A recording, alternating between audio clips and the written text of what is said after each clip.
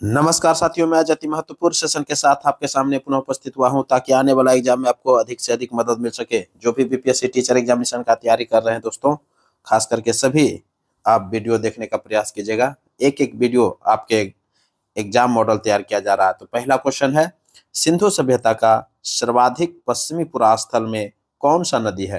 यानी कि सर्वाधिक जो पश्चिमी पुरास्थल में कौन सी नदी पूछा जा रहा है, तो उसमें जो है दास्क नदी है। सबसे पश्चिम में कौन है? तो दास्क नदी है। ऑप्शन क्या हो जाएगा? ए हो जाएगा, दास्क नदी। क्लियर? तो ऑप्शन ए। नेक्स्ट क्वेश्चन है, इब्न बतूता का यात्रा वृत्तांत है। इब्न बतूता का यात्रा वृत्तांत जो है क्या है? इब्न बतूता, याद रखिएगा, इब्न बतूता जो थे यह यात्रा वृत्तांत लिखे थे। तो कौन सा लिखा था? तो रेहला लिखा था। ऑप्शन क्या हो जाएगा? रेहला हो जाएगा। ऑप्शन ए हो जाएगा। क्लियर? तो इब्न बतूता जो थे ये मोरक्को के निवासी थे, जिन्होंने 1333 ईस्वी में 1333 ईस्वी में भारत का यात्रा किया था। उस समय जो यात्रा वृत्तांत लिखे थे ये रेहला लिखे थे। तो ऑप्शन ए हो जाएगा। नेक्स्ट क्वेश्चन है, भारत में पूरा पाषाणकालीन औजारों का खोज सर्वप्रथम किसने किया? भारत में पूरा पाषाणकालीन औजारों का खोज सर्वप्रथम किसने किया था? तो सर्वप्रथम जो किया था खोज रॉबर्ट ब्रूस फुट ने किया था। किसने किया था? ऑप्शन ए हो जाएगा, रॉबर्ट ब्रूस फुट। 1863 ईस्वी में किया था। कब क्या था? 1863 ईस्वी में क्या था।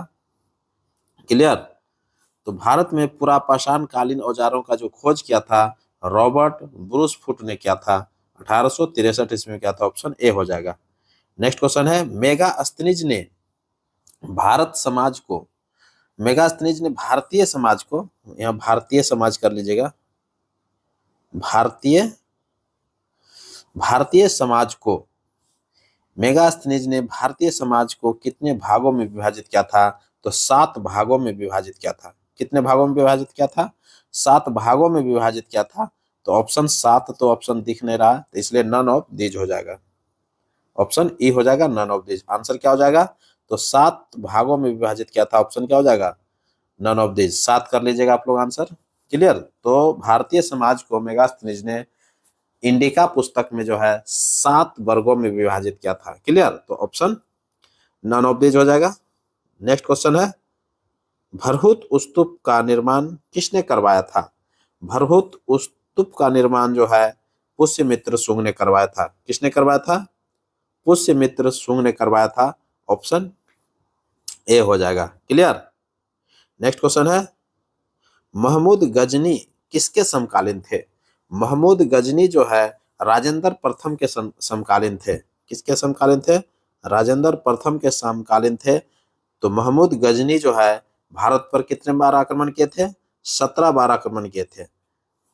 ये महमूद गजनी किसके समकालीन थे? तो राजेंद्र प्रथम के समकालीन थे। राजेंद्र प्रथम जो थे चोल वंश के सम्राट थे और सबसे शक्तिशाली सम्राट के रूप में जाना जाता है।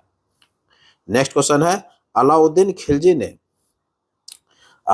खिलजी ने गुहलौत राजवंश गुहलौत राजवंश के शासक रत्न सिंह को पराजित करके मेवाड़ को दिल्ली में कब शामिल कर लिया था? अलाउद्दीन खिलजी ने गुहलौत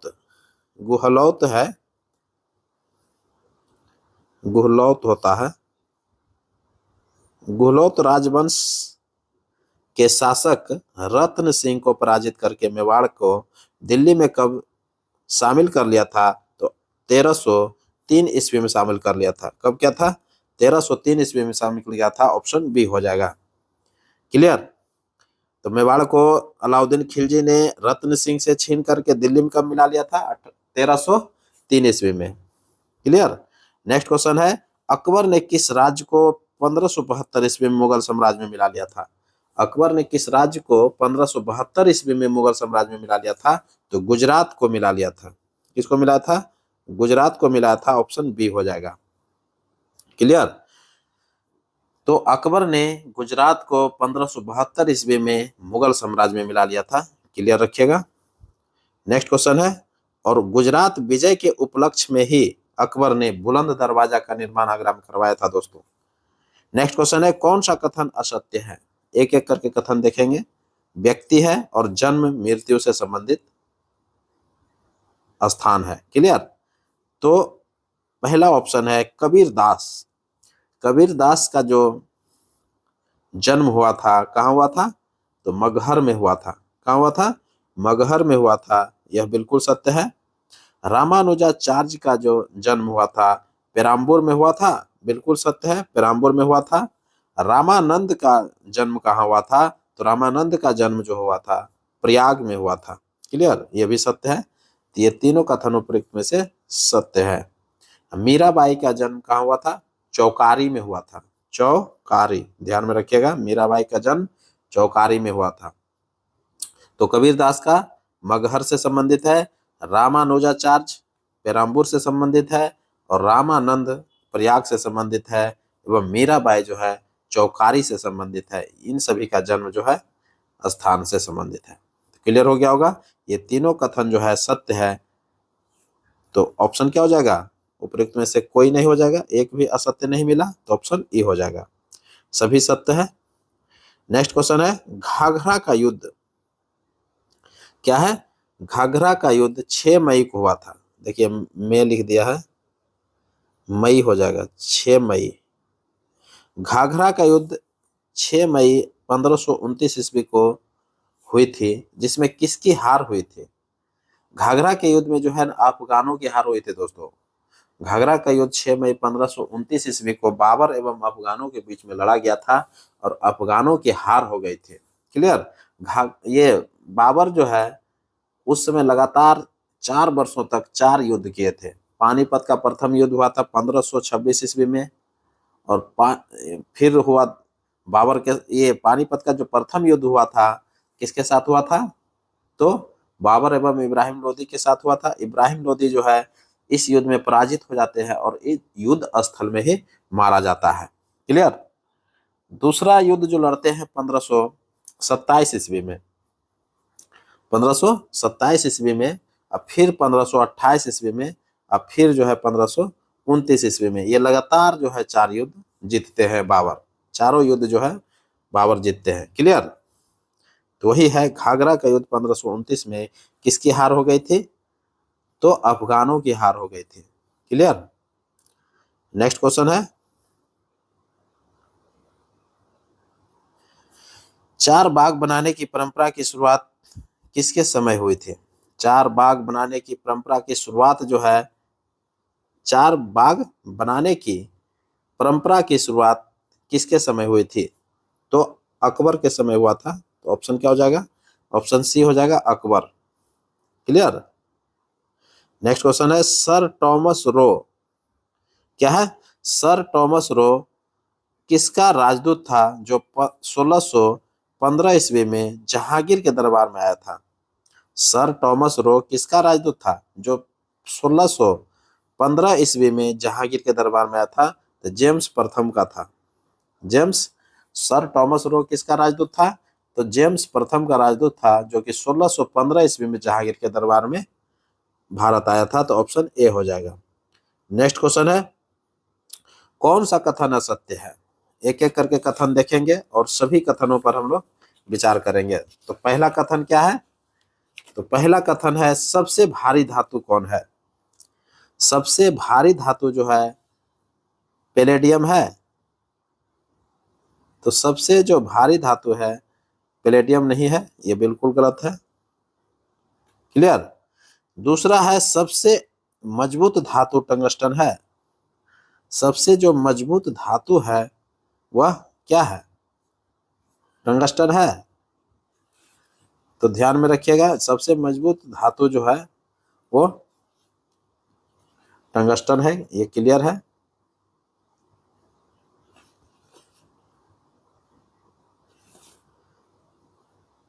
तो ये हो जाएगा, सत्य हो जाएगा। सबसे कठोर धातु अगर पूछा जाए तो क्रोमियम हो जाएगा, ये भी सत्य है। तो उपयुक्त में से ये 2 कथन जो है सत्य है। एक कथन जो है सबसे भारी धातु पैलेडियम नहीं है। क्लियर? तो ऑप्शन क्या हो जाएगा? यही हो जाएगा, ऑप्शन ए हो जाएगा। तो क्लियर हो गया होगा। नेक्स्ट क्वेश्चन की ओर बढ़ जाते हैं। सबसे प्रबल अपचायक है, सबसे प्रबल अपचायक जो है लिथियम होता है। क्या होता है?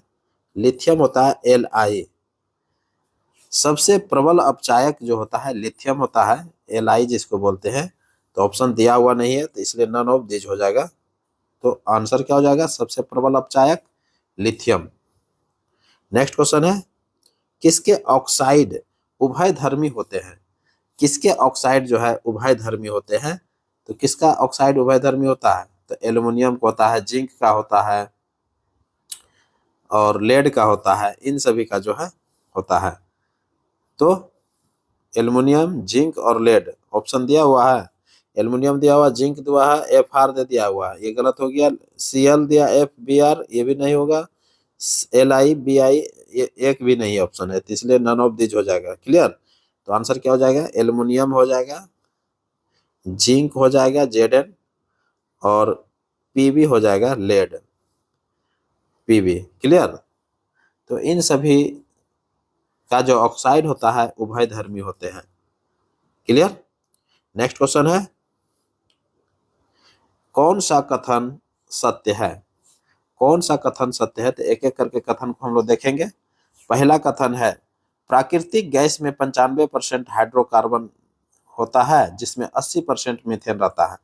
प्रकृति में प्राकृतिक गैस हो जाएगा, प्राकृतिक गैस में 95% हाइड्रोकार्बन, जिसमें 80% मीथेन रहता है, यह बिल्कुल सत्य है।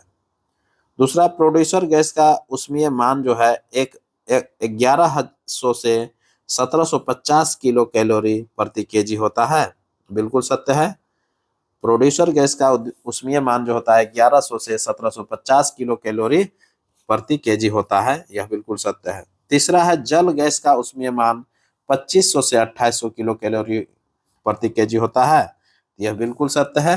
तो ऑप्शन ये भी सत्य है। तो ये तीनों कथन जो है उपयुक्त में से सत्य है। क्लियर? तो क्या हो जाएगा? उपयुक्त में से एक से अधिक हो जाएगा, ऑप्शन डी हो जाएगा। क्लियर? नेक्स्ट क्वेश्चन है, सबसे अधिक अभिक्रियाशील धातु है। सबसे अधिक जो अभिक्रियाशील धातु है वो पोटासियम होता है। क्या होता है? ऑप्शन ए में दिया हुआ है, पोटासियम। सबसे अधिक अभिक्रियाशील धातु पोटासियम होता है, के होता है, ऑप्शन ए हो जाएगा। नेक्स्ट क्वेश्चन है, प्राकृतिक प्लास्टिक है। देखिए, प्राकृतिक प्लास्टिक कर लीजिएगा, प्राकृतिक प्लास्टिक है। तो प्राकृतिक प्लास्टिक क्या है? तो लाह जो है ये प्राकृतिक प्लास्टिक है, ऑप्शन ए हो जाएगा। नेक्स्ट क्वेश्चन है, केरोसिन तेल का ताप परिसर होता है। केरोसिन तेल का ताप परिसर होता है तो 175 डिग्री सी से 250 डिग्री सी, 175 डिग्री सी से 250 डिग्री सी होता है, ऑप्शन बी हो जाएगा। नेक्स्ट क्वेश्चन है, कौन सा कथन सत्य है? एक एक करके कथन देखेंगे। पहला कथन है, कोशिका विभाजन 1855 ईस्वी में सर्वप्रथम बिरचाऊ ने देखा था, बिल्कुल सत्य है। कोशिका विभाजन 1855 ईस्वी में सर्वप्रथम बिरचाऊ ने देखा था। दूसरा है, समसूत्री विभाजन को सबसे पहले जर्मनी के वैज्ञानिक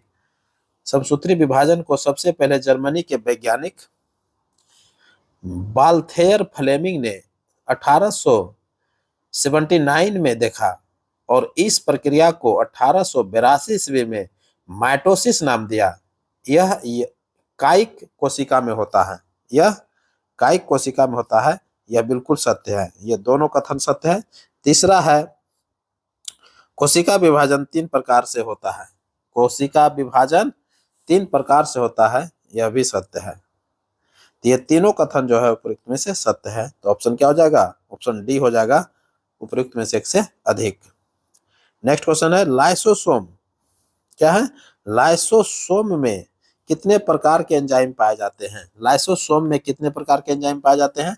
तो 24 प्रकार के एंजाइम जो है लाइसोसोम में पाए जाते हैं। तो ऑप्शन क्या हो जाएगा? बी हो जाएगा। क्लियर? तो लाइसोसोम में कितने प्रकार के एंजाइम पाए जाते हैं?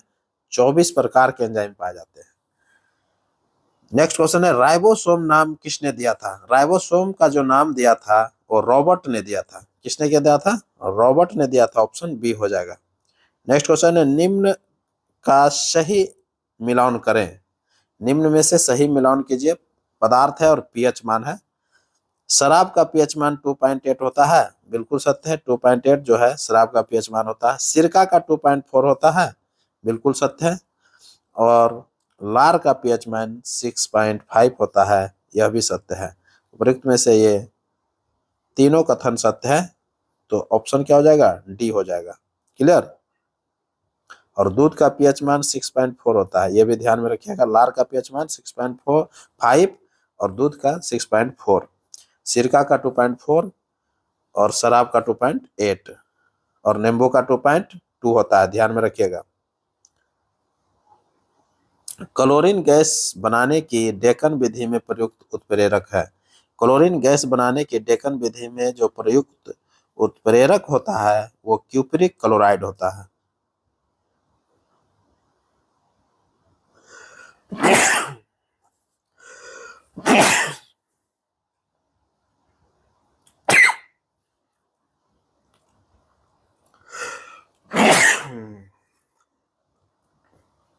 ऑप्शन क्या हो जाएगा? बी हो जाएगा, cupric chloride. Clear? Next question देखते हैं। निम्न में से कौन सही सुमेलित है? एक एक करके देखेंगे कौन सा सही सुमेलित है। तो पहला ऑप्शन है समाचार पत्र है और संस्थापक की ओर है।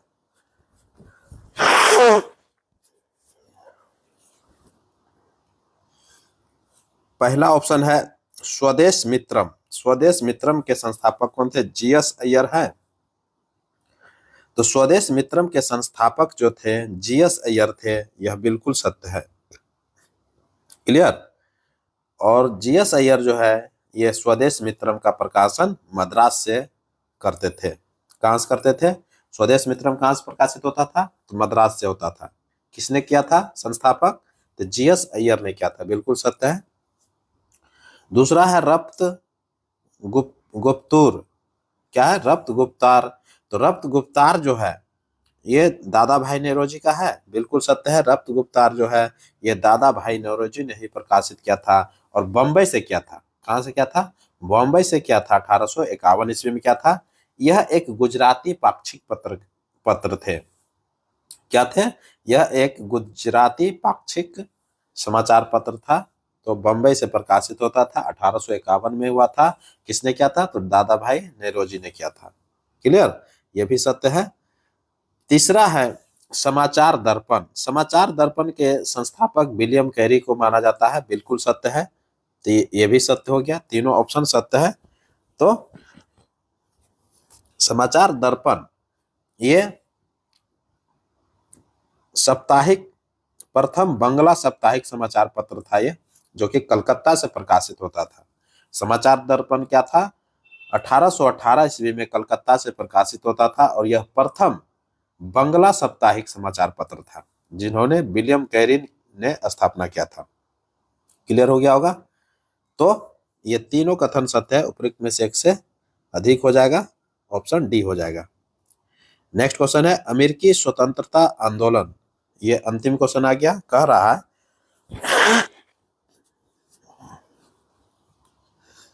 अमेरिकी स्वतंत्रता आंदोलन के दौरान इंग्लैंड का शासक कौन था? अमेरिकी स्वतंत्रता आंदोलन के दौरान इंग्लैंड का जो शासक था वो जॉर्ज तृतीय था। कौन था? जॉर्ज तृतीय था। जब अमेरिका का स्वतंत्रता संग्राम चल रहा था 1776 ईस्वी में, उस समय जो है ब्रिटेन का प्रधानमंत्री, ब्रिटेन का जो सम्राट था, जो शासक था, वो कौन था? जॉर्ज तृतीय था। क्लियर? अमेरिका में ब्रिटिश औपनिवेशिक शासन का नींव जेम्स प्रथम के शासनकाल में डाली गई थी। किसके शासनकाल में डाली गई थी?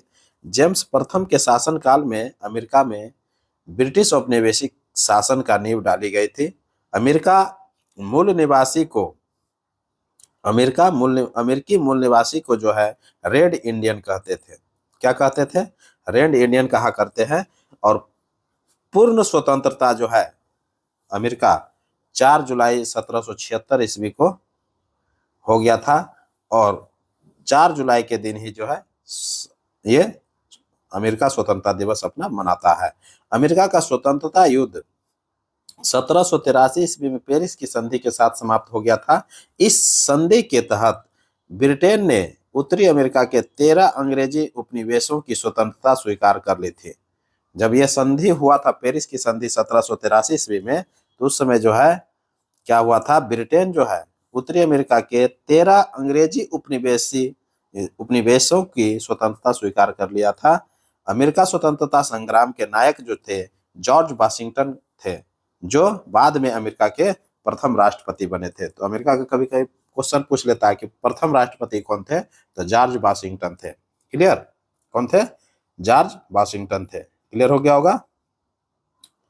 तो इसी के साथ अब हमको इजाजत दीजिए। मैं पुनः एक नए वीडियो के साथ आपके सामने उपस्थित होऊंगा। तब तक के लिए पढ़ते रहिए और नेक्स्ट वीडियो का इंतजार कीजिए। नमस्कार, जय हिंद।